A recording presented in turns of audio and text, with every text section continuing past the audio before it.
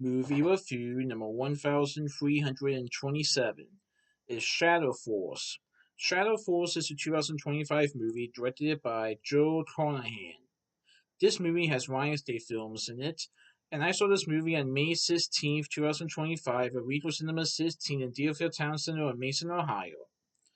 So, this is about an estranged couple who have a child, and they have a bounty on their heads. They must go on the run with their son to avoid their former employer, a unit of shadow ops that has been sent to kill them.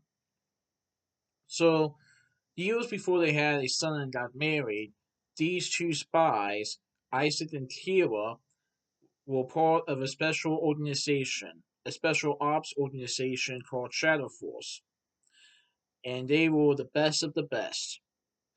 But they broke the one rule that their employer told them to never break: leave. But they did, and now they have a son.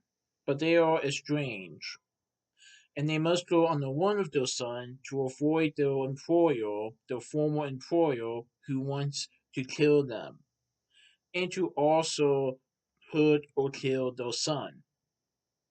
Because their employer, basically, these two people took everything away from this employer, and now this employer wants to take everything away from the couple, including their son.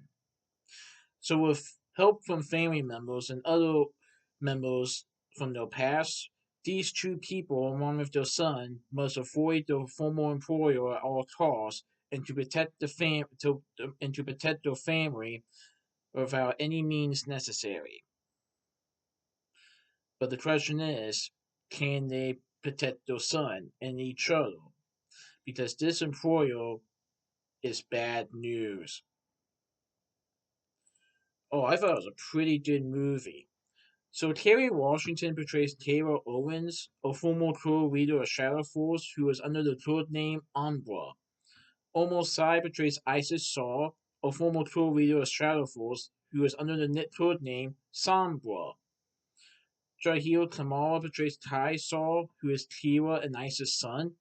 Mark Strong portrays Strat Cinder, who is the former founder and director of Shadow Force, who wants to kill Tyra and Isaac. The Joy Randolph portrays Auntie slash Marvella, who is Kira's older sister and a high-ranking CIA official. Method Man, or credited as Criff slash Method Man Smith, he plays Unc or Avery, Auntie's husband and Kira's brother-in-law. Marshall Tour portrays Patrick, who is Cinder's personal aide and secretly an OIG agent. Ed Quinn portrays Parker, who is one of Cinder's chief operatives and another secretive OIG agent. Condon, or credited as Marvin Jones III, portrays Systad, a former Shadow Force operative. Janelle Stevens Thompson portrays Inella, a former Shadow Force operative. Sarah Baker portrays Gav, a former Shadow Force operative. Nafela Reyes portrays Moretti, a former Shadow Force operative. Your son Anne portrays Farcho, a former Shadow Force operative. Carlos Roy D. Castello as Oroka, who is one of Cinder's chief operatives. And Jack Tapper portrays a news anchor. So this movie has action in it, along with some romance. Of course, the couple has been estranged for quite some time, and their son is living with their father, Isaac. The son wants the parents to be like together again. The parents want to be with their son, and there was some spark left between the two, but their main focus is to protect each other and their family by all costs. But in order to do this, they have to get some help from their family, and they do. But Jack definitely has a strong reputation for bringing bad news. And as the former leader of the Shadow Force team, he definitely wants to take out Kira and Isaac for what they did. So part of it is action packed. Some of it is a little bit of drama, as it does deal with family and relationships.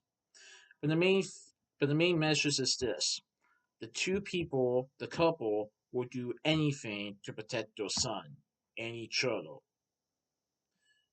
But the question is, how far will they go to protect their son? This was a pretty good movie. I thought it was pretty good. I definitely recommend it. So that's my movie review of Shadow Force. Please tune in to my next movie review. Alright, goodbye.